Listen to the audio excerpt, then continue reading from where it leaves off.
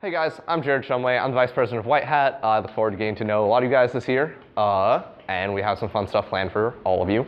And right now I just wanted to talk about what security looks like, because this is something that took me quite a bit of time to figure out. And it's kind of hard when you don't have like a mental image of what really it is that you're doing and like kind of how the things you're learning work towards security. And I kind of want to do it in a fun way, so we're going to look at how hacking is depicted in various media. And first, a distinction. So we are White Hat, and that isn't just like some weird random name. This comes from the white hat, black hat distinction, because a lot of things that we learn how to do and that we learn about would enable us to break a lot of laws. Like, it's not fundamentally different from the hackers who actually break into shit, cause problems, do illegal things. Those people are black hat hackers, and we are ethical hackers. We learn these skills, we apply it to, track down people who are breaking laws, doing unethical hacking, make systems more secure to stop them from like blowing up and such. And the other one's just security versus hacking in general. Hacking generally refers to, at least in the security sense, breaking into things. And security is a broader term. And in this, it's kind of going to mean, defending, creating secure systems, that sort of thing. So let's talk about some depictions that are not representative. There are so many people over there that are not representative of what hacking is, with one of my favorite movies that we will probably all watch together this year. Who has seen this movie? People, you guys are in for a treat. I'm gonna spoil like a couple of the first scenes, but it is great. So first of all, this movie's old. It definitely has that like 70s style and maybe 80s. I don't know. I wasn't alive. It doesn't matter. So I don't know what BLT drive is. AWOL, absent without leaving. I don't really know how a BLT drive does that. But can you read me the number on the modem? So this is social engineering. This is a real thing. There'll be another talk about it, and this is kind of how a lot of security vulnerabilities begin. I don't know what's going on with the computers in the background. Actually, can you get the lights? Because a lot of these images are going to be washed out. It didn't help much. Other one? Switch on the other side, it's the rest of them. Someone, hit switches. Switch on that side. Will I just sacrifice your seat? Flip that. Anybody flipping a switch? Flipping a switch? Okay. There we go. Okay. So I don't really know what's happening on these monitors, but social engineering is a real thing. The rest of this scene isn't really. I don't know if you can tell that there's like lightning bolts and targets and like 4 lines of text on this guy's monitor that kind of scroll in different ways automatically. That's another big trope in movies. It was in the the internship as well, where text just kind of scrolls in the background on people's screens, which is another thing that doesn't really happen. These weird kind of like picture login terminal things don't exist. Hackers, if you can't read this, it says, "You have tread upon my domain and must now suffer." So hackers don't really talk trash to each other like this. And when it happens, also in the movie, this explodes onto our friendly hacker's screen in fire, in like this cool fire graphic. So that's not really how it works either. They don't really have names like Acid Burn or talk like that. And then in this scene, the 2 hackers are like fighting for control of this tape to broadcast things on a channel. And it's kind of dramatic, but like fighting for control of mechanical systems probably doesn't happen in reality either. And then it throws in like these World War like montage things, or just scenes into the montage, and like gladiators and shit. It's not really that intense typically. And again, some trash talk and some worse trash talk. Now we have like another scene. So like, this is also not the process of hacking. This is not really what your computer will look like when you're doing security. And then when you're successful, you don't really get this kind of trippy, like mathematical equations and graphs. And so this is a hacker, and he broke into these guys' shit. This is not what a data center looks like, and you can't ride a skateboard through them unless you're Google or something. They'd probably let you. With like a big dashboard. So like, this is also probably not what you're going to be encountering as someone, protecting a data center from intrusion. This is a real data center. There's lots of lights, but it's much more uniform, no giant screens really. And then back in the command center here, you can kind of see, if you focus on the screen inside of my screen, that they're kind of flying through this like kind of virtual video game simulator thing. This is meant to be like the file structure on the computer. That's also not a thing. Later in the movie, they actually like fight, I think, in like spaceships in this like virtual file system. It's really bad. So yeah, so none of that is what hacking is really going to look like. Also, for anyone who remembers the CSI quote,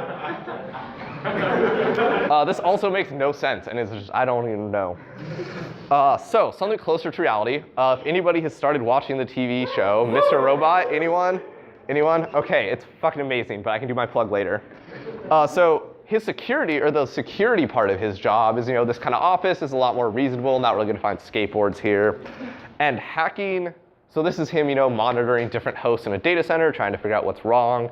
It's a lot of text, and there's some more text, and other text, and probably like email or something for communication. And these kinds of like graphs of what computers are doing what in a data center, but significantly less sexy than like the virtual world of hackers. More text, kind of seeing what processes are doing what. And then there's also the kind of black hat stuff that our main character does, which in this case involves just telling the guy that he got hacked. So like, intercepting network traffic in his cafe, and then he's like, this protocol doesn't quite work the way you think it is, so I'm actually in control of it. This is how a lot of security happens, or how a lot of vulnerabilities happen that people end up exploiting when doing hacking. It's just people like fuck up setting things. I should swear less. Mess up when they're setting up technology or make assumptions that don't actually hold, and then you just have people completely take control of you because you messed up. There's also a ton of like social hacking. So if you're targeting like a person, and in the show it does this great job showing him getting these different people's like social media accounts, emails, and it's all just from essentially having this program called John the Ripper go through and try a bunch of different passwords based on educated guessing.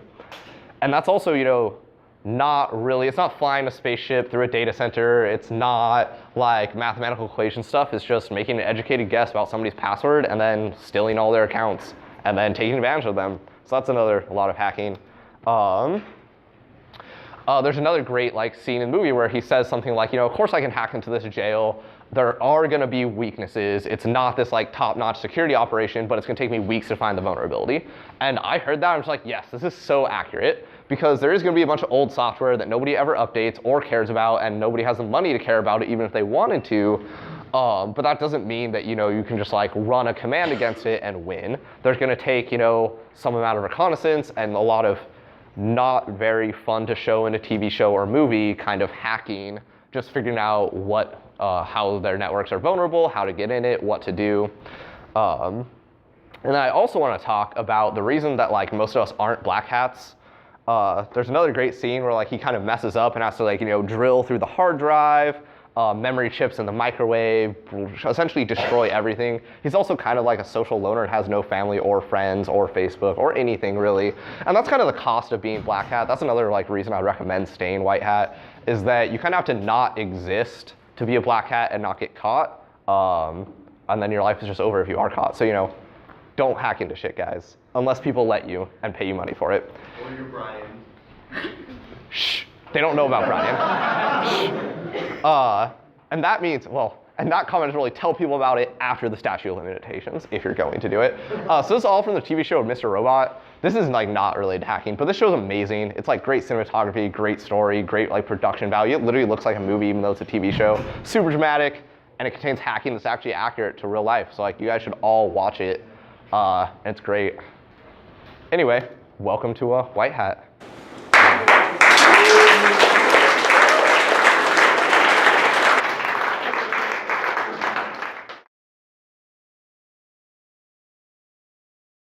Awesome. Okay, so hi, I'm Leah. I'm going to be talking about ciphers in media, aka puzzles are fun and stuff.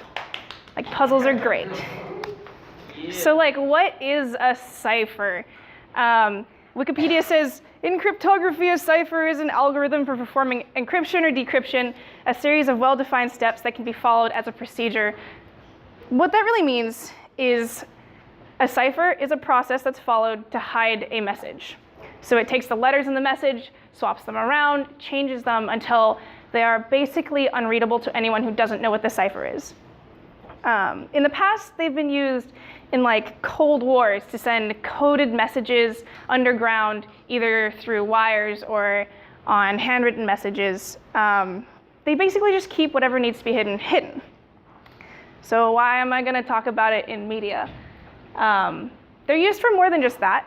They're actually really popular right now, and they're becoming more and more common in the things that we watch and what we play and even what we listen to. However, heads up, there are going to be a couple of spoilers in this. Nothing big, just small things. So if you watch things like Gravity Falls or like haven't gone through like all of BioShock Infinite, yeah, don't worry about it. It's fine. So first up, we have video games. And this is kind of an obvious place to have ciphers. They change the way that the video game interacts with the audience. And it adds an element of intellect to a game that might kind of feel just like a shooter otherwise. And particularly in BioShock Infinite, they give you a way to access a little bit of extra content in the game. BioShock, if you haven't played it before, is set in this kind of world where the government is lording over all the people, and there's a group called the Vox Populi who are trying to rebel against them. And the Vox Populi leave these red writings on the walls, which is actually really terribly hard to see in this light. But in finding these, you can actually decode them. If you find a book, and this book is like the key to the cipher, your fellow person, Elizabeth, who you're trying to save, has studied ciphers in all of the years that she was kept captive. And these actually lead to resources that you can use. Well, this is a Caesar cipher mixed with a tabula recta. And so let's start with a Caesar cipher. The Caesar cipher substitutes one letter of your message with another letter that comes in the alphabet at a different position. So here you can see in your message, the B will always be replaced by an E because it's 3 positions forward in the alphabet. It's a really simple cipher, easy to use. A tabula recta is a little bit more interesting. It's hard to see here, but each one of those rows is the alphabet shifted over by 1 letter.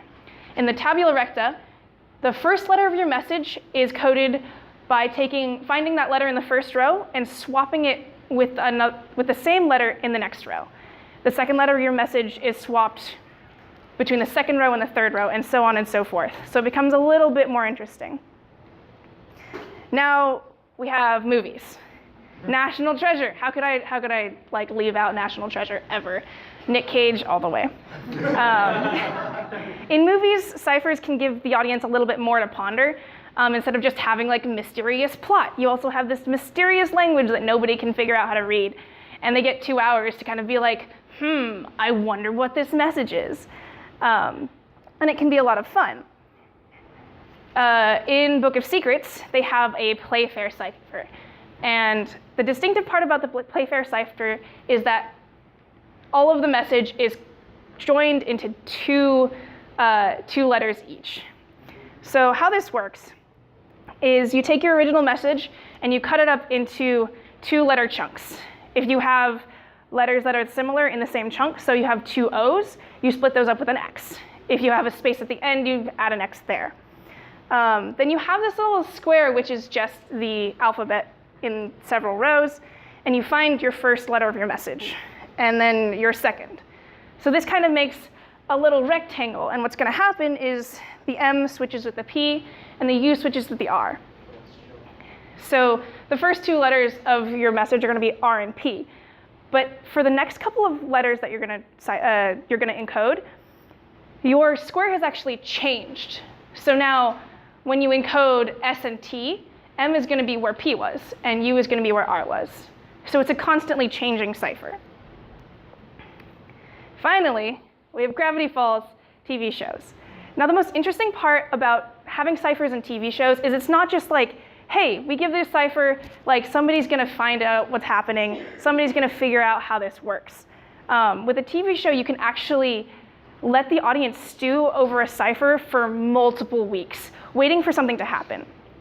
And not only is it a mystery waiting to be solved, but it actually allows the audience to engage in puzzles in the TV show. If you've never watched it before, this is pretty much a concise explanation of the entire show, like just right there. And what's really interesting about it is it's a veritable mine of ciphers and puzzles just waiting to be explored. And they engage in both with the plot and with a whole new level of mystery, because all of these ciphers show up in the credits and in the extras, and even sometimes in audio. The show references real life mysteries, like the Beale cipher, which is a famous supposed cipher which leads to a giant treasure supposedly hidden somewhere in the United States. And fans, yeah, somebody's heard of it. One person in this room of how many? Fans around the world get together and solve these mysteries and find out new things and find out even hints about plot points later on in the TV show. And it kind of drives the fandom on. And they have little translations that comes in. So the first episode, it just said, "Welcome to Gravity Falls." Later on, they have things that kind of reveal characters, like Bill Cipher. Bill Cipher, yes, is named Cipher, and as you might be able to guess, he deals in codes and mysteries like this. He is a dream demon in this. Kind of the Illuminati, yeah. I mean, it's not exactly a non-obvious reference. Yeah. Black hat. Black hat, too. That's actually one I didn't notice. Good for you. Who is that? Good for you. But this isn't a list of all of the ciphers that have been used in the first 2 seasons. And they have some really interesting ones, including the combined cipher, which takes 2 different ciphers, and a couple of substitution ciphers that were created by the writers. And you might not look like it, but he's actually terrifying. There are tons of conspiracies. The fans love it. You're constantly looking for clues. So overall, ciphers are really cool. And you should watch these shows and actually think about, like, what's being given to you here? All of these ciphers are really fun to solve, and you should try solving one as well. Welcome to a white hat.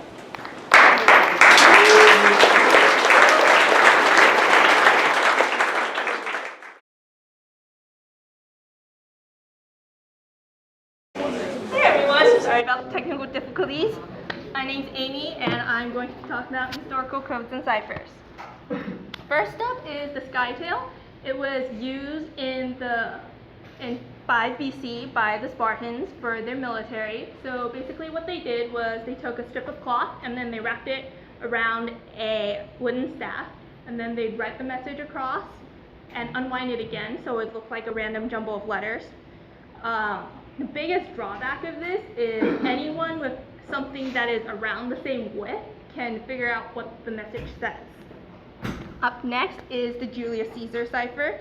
Basically, each letter of the alphabet is shifted by a specific number of letters. And the traditional one, which was used by Julius Caesar, it would be shifted by 3 letters, but any cipher where it's shifted by a specific number of letters is considered to be a Julius Caesar cipher. So for this example, if it is an A, you shift it by 3, you get the letter D. If it's B, you shift it by 3, you get the letter E, and so forth. Now with this type of cipher, you know that there's only 25 possibilities that you have to check before you get the right message. And you can also use frequency analysis to figure out what the original message is. So with languages like English, E's show up more often, and then I's and A's show up by themselves, so you can use that to guess and check. The Palladius square cipher was used by the Greeks in 120 BC.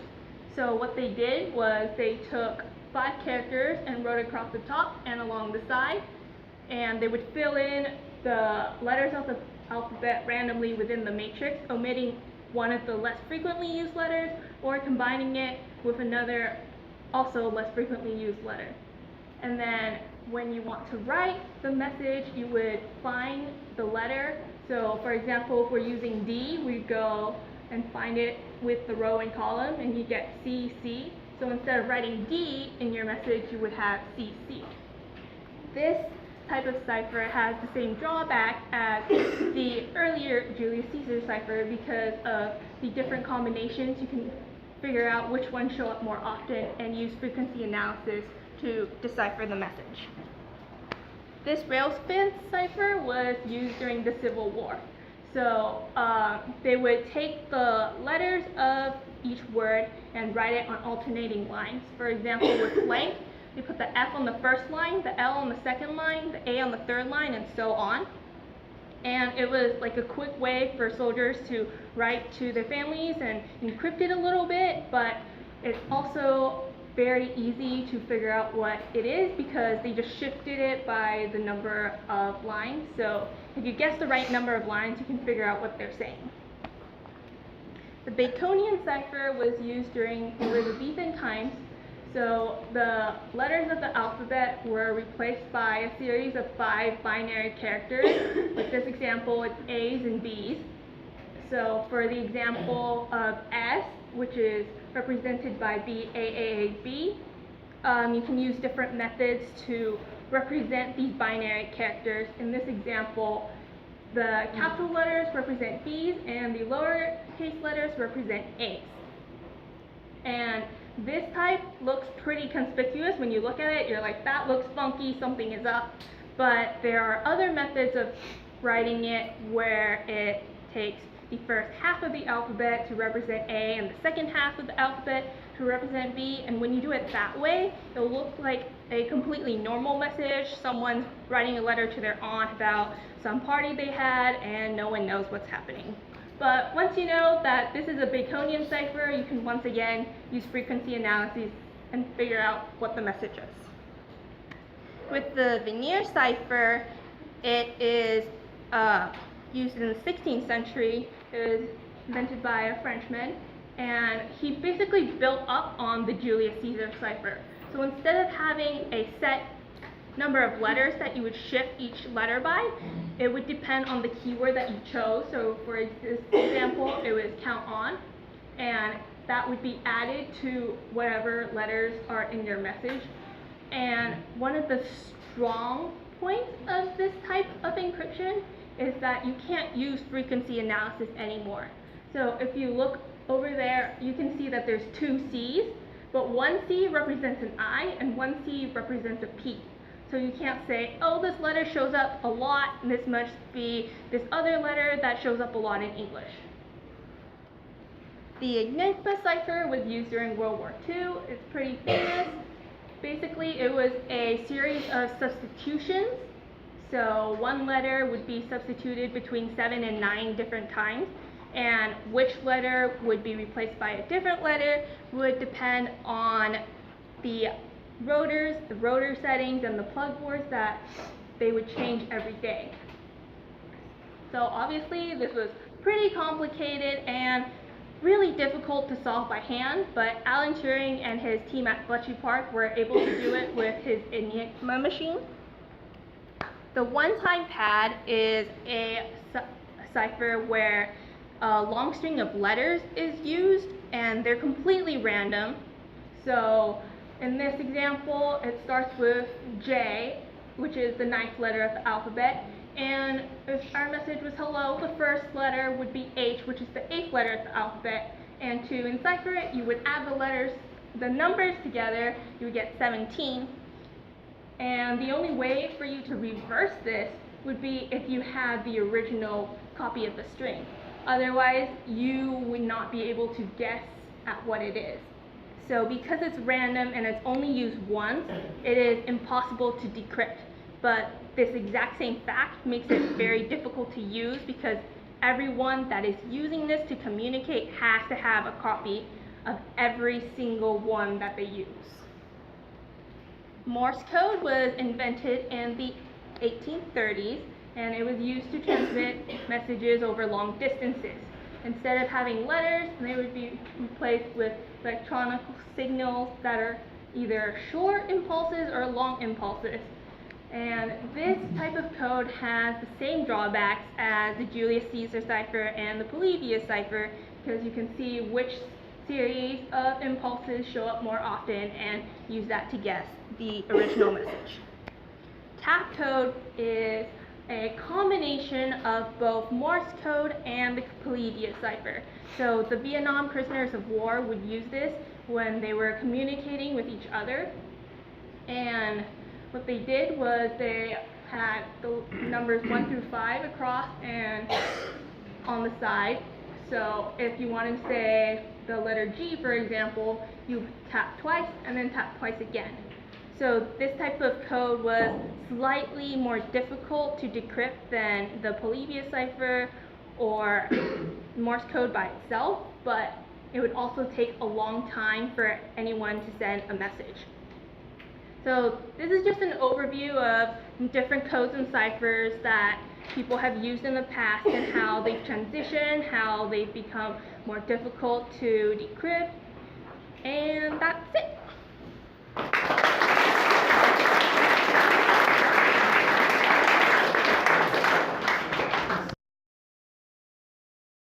I'm Kyle. I'm talking about social engineering.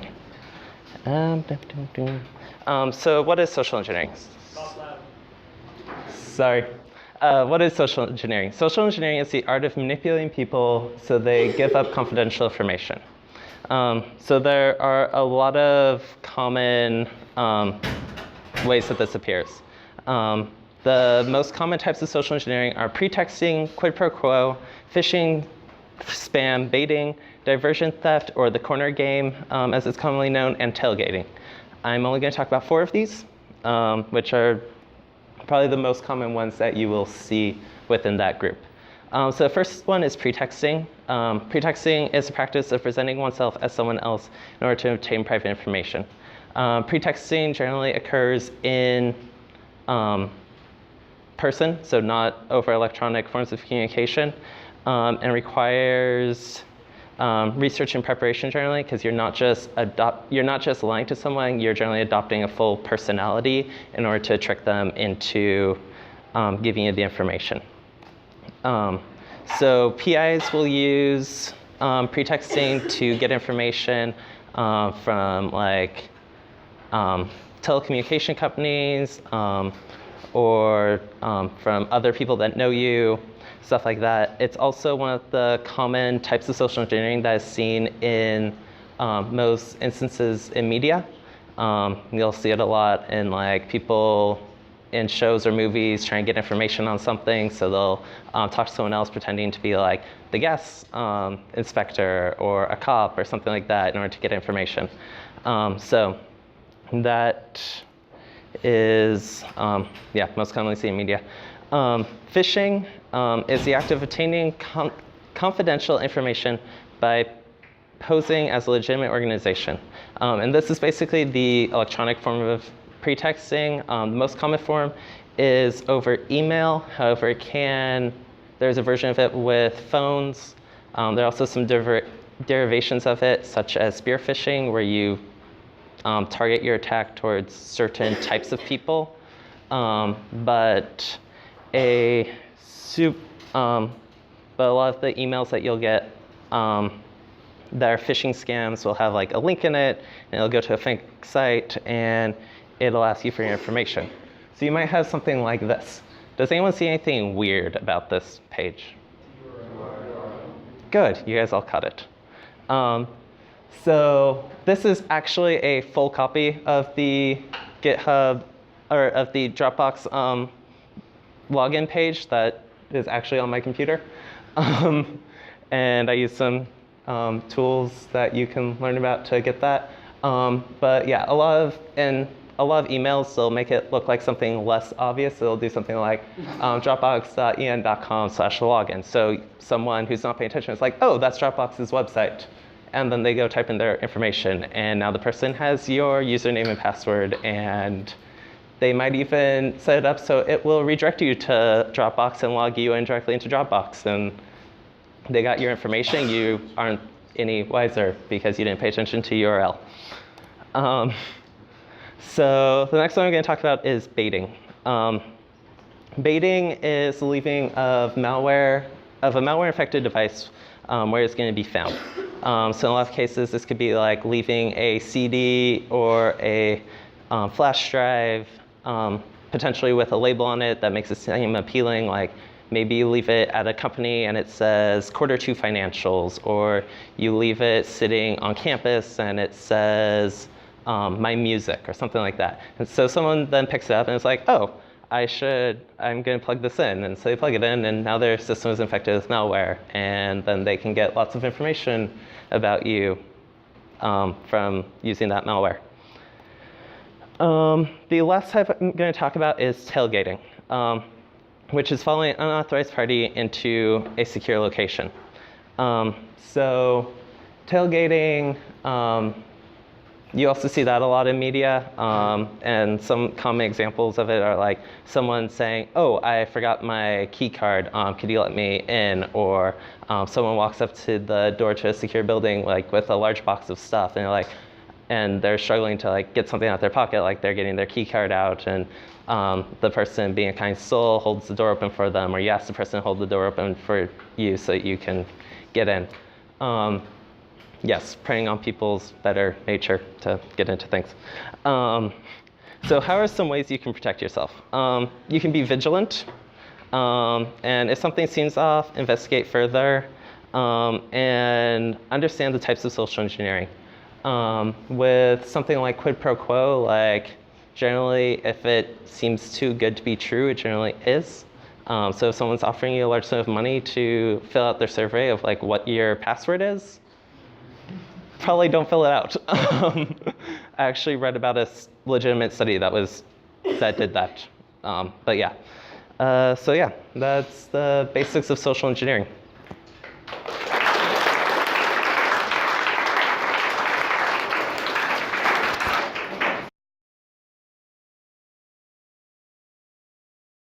All right, hi everyone. So we're gonna take a brief look into steganography. I'm Drew Miller, and here we go. So you might be wondering, what is steganography? Unlike encryption, which you obviously know that there's some sort of secret being hidden in these scrambled messages. There's a bunch of rambled words and such. Steganography hides things in plain sight. So it's the heart of hiding information to prevent detection of a hidden message. And so historical examples would be the ancient Greek messengers. Before like a war, they knew that it was coming. They would write a message on a bald person's head, and they would let it grow back so that no one would see the message. And then they would send it so that they could communicate without anybody being wiser. So you would shave the person's head, and then you'd see the message. In World War II, there was obviously invisible inks that many people have probably heard of and seen, such as milk, fruit juice, and even urine. When you heat up the paper, it becomes a different color. So now we're going to give you a live example, which we are going to use. Everyone loves GIFs. I'm hoping you've all seen one on the internet, might have your favorite one. So we are going to add a secret zip file, so an architecture of a couple files that are compressed together, and put it into a GIF file so that no one is wiser that it's has some secret documents.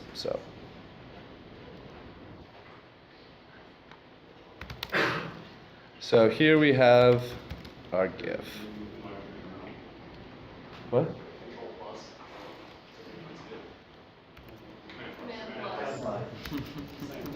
Oh.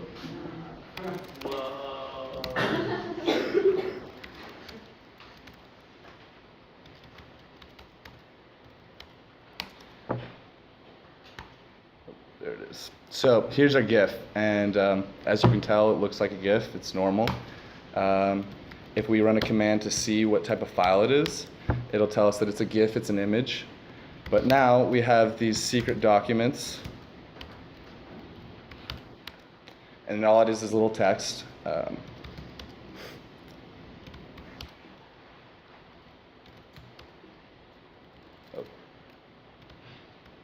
Can't spell. Spelling is hard. Especially in college. Oh, that's why. So those are two messages that we're trying to hide from everybody. And so I've already zipped it, but we'll zip it again.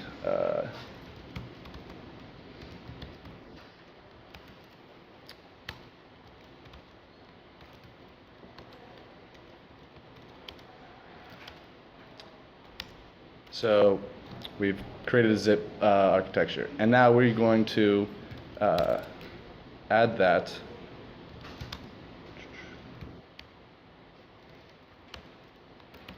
So if you use a single one, it will overwrite the file. If you use two, it'll append this to the bottom of the file. So we are appending our secret docs.zip onto the end of our cool gif.gif. And so now, if we want to close this. We run this again.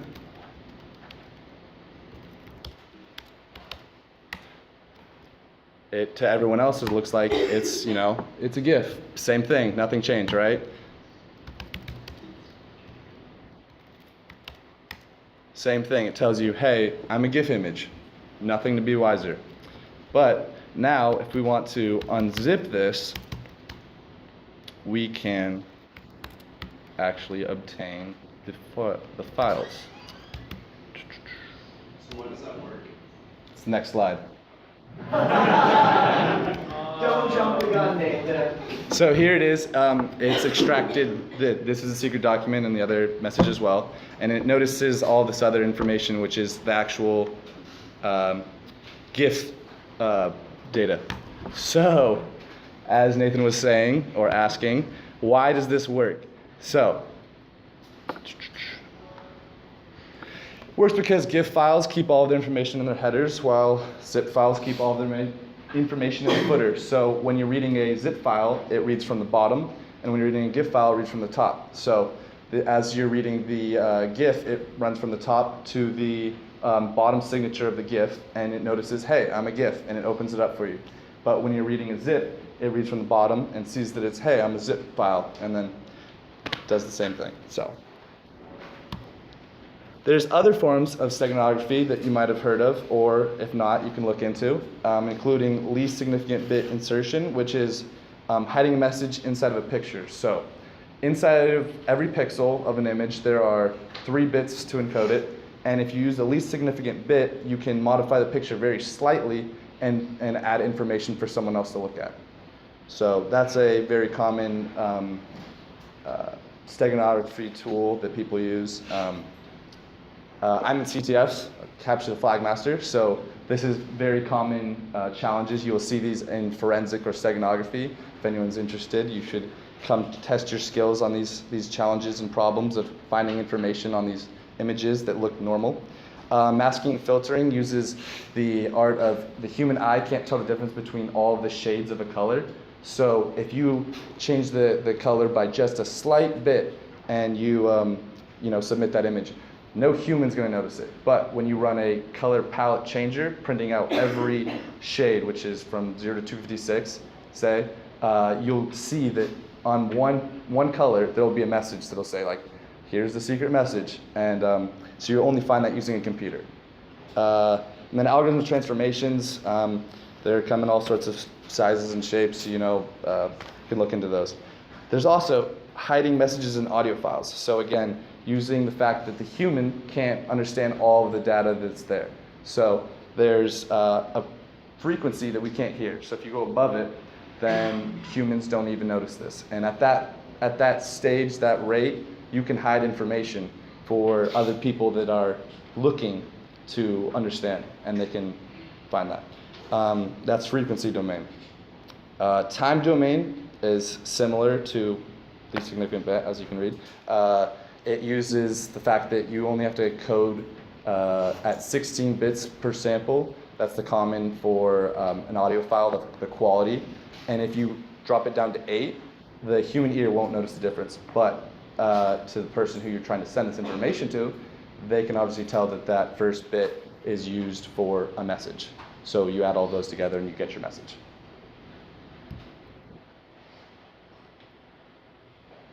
So what are they used for?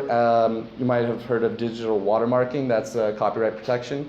Movies, for those of you who watch them illegally, possibly, they're watching. The exchanging information over insecure channels, such as giving your password to your buddy or your brother or somewhat over email or other sorts, including a forum. Don't do that, but Hunter 2. If you want to do these things, use at least steganography, please. References, and that's it.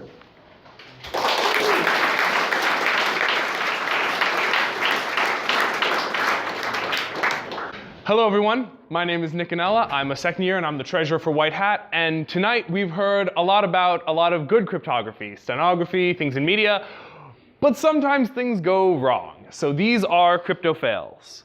Now, before I get into it, I want to just give a quick word on failure. because this is a lesson that I've had to learn many times. Failure is a good teacher. Sometimes things will go wrong, and when they go wrong, they can be worked through, and the best thing you can do is learn from them. So if you see something going wrong, see what's going wrong, try to learn from it.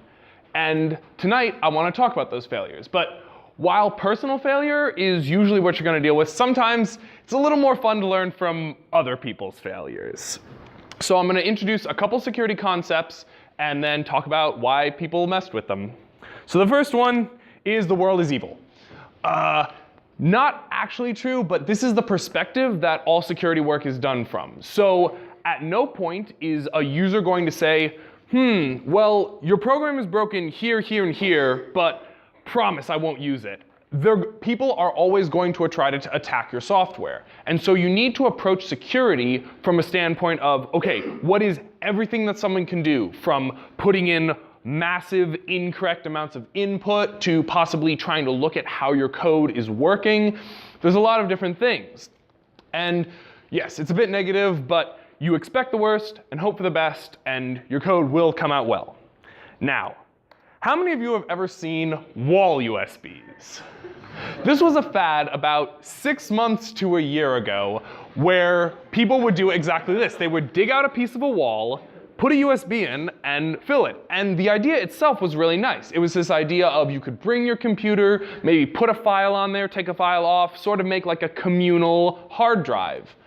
Here you see a elderly gentleman using this device, probably very technically savvy.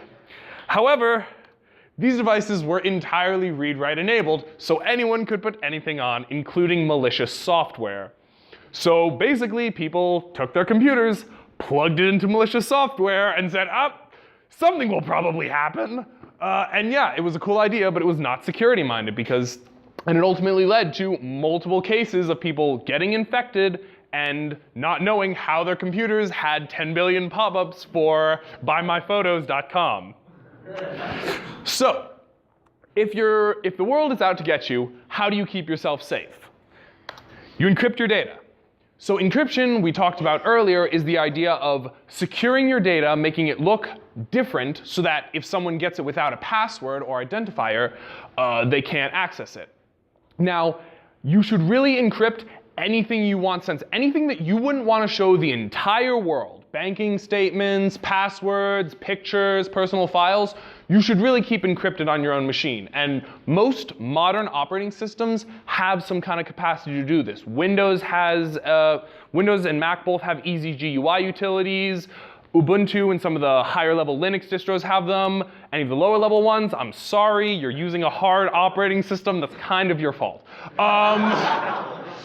But when in doubt, add some encryption. It will make everyone feel safer, and it will avoid leaks. So if your data is taken, it can be secure. Now for this fail, we want to talk about the Department of Revenue. This is a subset of the IRS, our good friends over there, specifically the South Carolina Department of Revenue. In 2012, it fell victim to a hack. As a result, 23 databases were heisted by the hacker. So what this means is the hacker was able to reach onto the computer, grab the data, and bring it back to theirs for further inspection. Now, these databases, like many databases, had both encrypted and non-encrypted parts. So certain parts were encrypted, certain parts were not. The hackers were never able to get into the encrypted files. Fortunately, those files that were encrypted were not able to be accessed. However, the federal specifications for what had to be encrypted was not great. And what didn't have to be encrypted was social security numbers. They were not required to be encrypted, and 3.8 million South Carolina social security numbers were leaked to the internet for people to do whatever they want with, because social security numbers are incredibly replaceable and very non-personal. So, the moral of this story is, when some common sense dictates that you don't want other people to know about it, encrypt it. Keep it safe. However, once you encrypt it, and my friend Max will love this one, use good passwords. Please use good passwords. If your password is problems will occur.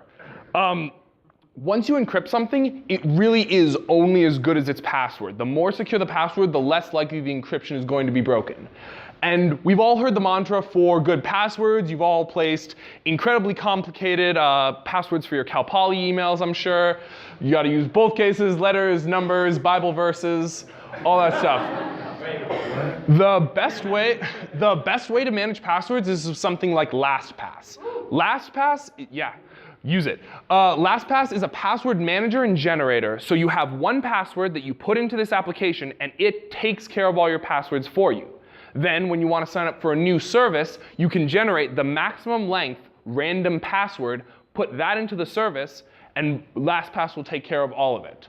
Otherwise, if you don't want to use a password generator, use passwords that are longer but easier to remember. So it might actually be more secure to use 5 or 6 words in a password than a bunch of characters and symbols.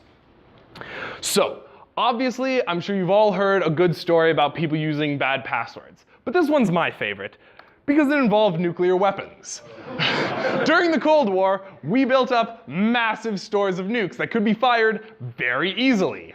However, in the 60s, we were deciding maybe we shouldn't nuke the entire world. So Kennedy put on the PAL system. What the PAL system was incredibly advanced for its time. The nuclear warheads literally could not be fired unless you had the nuclear codes. These are the things that you always see in movies, that they have to call up the president and be like, Mr. President, what are the codes? And the president reads the codes to the people, and then they blow up Russia or don't. I haven't watched a lot of Cold War movies recently. But the point is, only the president can have the nuclear codes.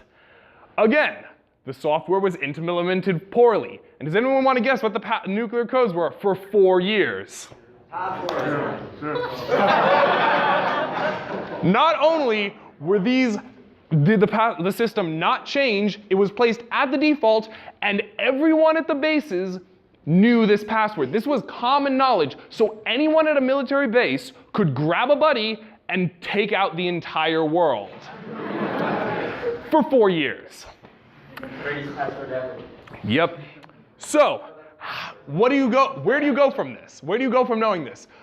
These are some basic concepts. These are things you can do. You can assume that people are out to get your software. You can encrypt your data. You can use good passwords. You can use it as a jumping off point. Are there solutions better than passwords for encryption? And the final thing you can do, and just correlation is not causation, but no one on that fail list was in White Hat. So join White Hat and you might not end up on that list. Thank you very much.